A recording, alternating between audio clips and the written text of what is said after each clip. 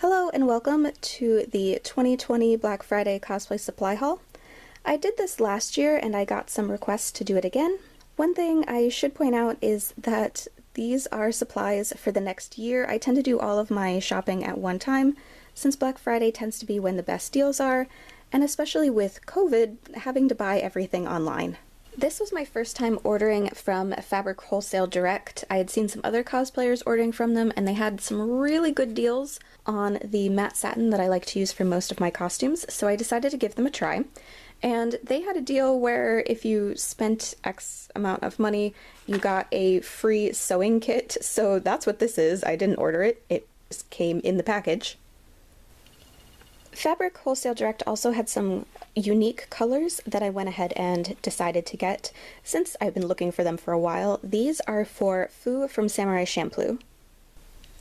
After I filmed the last clip, but before I put it in the washing machine this time, I did notice that the pink fabric does have these black spots on it. And these are not just right here, it's something that is continued throughout the fabric, so I contacted the company and I'm still waiting to hear back from them regarding this. These fabrics are for Himiko Toga's Christmas outfit. I won't have time to make it in time for Christmas this year, but hopefully I'll have the videos go up next year.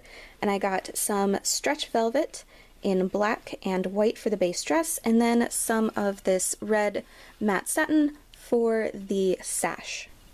One thing I should point out, and this is not something that is a fault of the manufacturer, this is fairly common and something I probably should have thought of beforehand, but I did not, was that the black fabric is not dye fast, and as you can see, the formerly white stretch velvet is now silver, and that is because I washed the two of these together and the black dye bled into this fabric. But the pom-poms that I ordered for the front of this costume, instead of using the white ones, I'll just use the silver ones and pretend that it was intentional and switch up the color scheme. Moving on to Joann's, I did end up ordering quite a bit from them because they have sales over multiple days. They have their Black Friday sale and then their Cyber Monday sale and then their after Black Friday sale, so I ended up ordering from them multiple times this year. I ordered some orange matte satin from the Casa collection. This is the color Mandarin Orange, I believe. And then this is some organza in black. These are for a Halloween costume. And then this is a embroidered mesh. And I purchased this with the intention of using it for Miwako from Paradise Kiss. I also purchased two stretch suedes from their Ember winter line. This one is a little bit darker in person than it is on camera, and I got this for Junko's cheetah print coat, and this for Sakura from Naruto. Speaking of Danganronpa, I purchased these fabrics for Chiaki's dress in the 10th anniversary art book cover. It's a bit redder in person, but on camera it shows up more pink, which is the color that I thought it was going to be. I'll probably still go ahead and use it for that project though. I got some matte satin, some lining fabric, and then this mesh to go over it. These next few fabrics are for one of my dream costumes, and that is Anastasia's Once Upon a December dress. I got matte satin, this is the color Snapdragon, and then I think this was Blue Radiance for the bows. I also ordered some organza for the sleeves and possibly an overlay. And as you can see, there are two bolts of it here. This is because my initial order was 4 yards, and they only sent me 2. I'm still waiting to hear back from customer service as of the filming of this, but I was worried that I wouldn't be able to still get the sale and would be left with only 2 yards of fabric, so I did place a second order where they did send me the 4 yards. Finishing off the Joann's haul, I got some beads for Anastasia, some charms for a Sailor Moon costume, some metal butterflies for Shinobu from Demon Slayer, and the items for the Toga costume. In case you were curious, for comparison, the matte satin from Fabric Wholesale Direct is thicker and stiffer than the matte satin from Joann's. My last fabric order is from Missouri Star Quilt Company, and these are all solid Kona cottons. Their prices are cheaper than Joann's, and they only have a 1 yard minimum, and beyond that you can purchase portions of yards. Since they're a quilt company, it makes sense. So I have some orange and black for Halloween costumes. I have some pink and a bunch of white. This is for Shinobu from the Monogatari series. Then we have, I think the colors are Bone and Espresso for Nene from Toilet Bound Hanako-kun.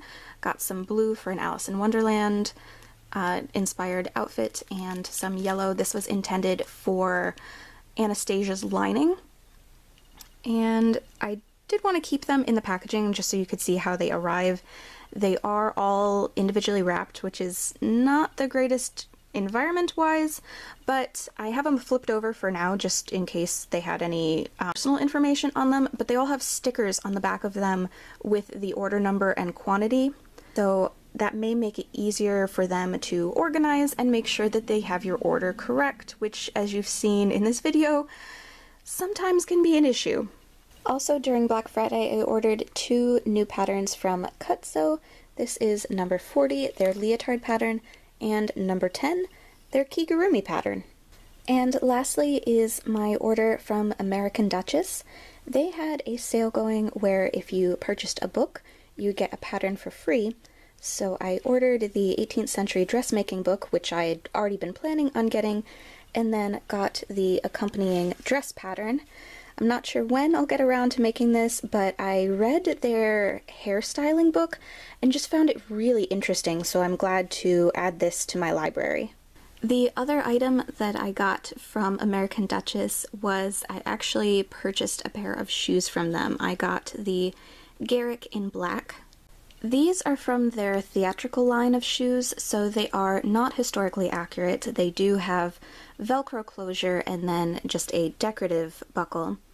They also, I believe it said that they have some elastic in them as well, but they were significantly cheaper than their other 18th century shoes, and I don't know if it was a sale or if they were on clearance, but the price difference was very significant, which is why I decided to go ahead and get these, since I didn't have the budget to spend on some of their more historically accurate shoes. They also had a sale going on where if you ordered a pair of shoes, you got a free pair of stockings to accompany them. I hope you enjoyed this video and this sneak peek into what projects are going to be coming to the channel in 2021. Thank you so very much for watching.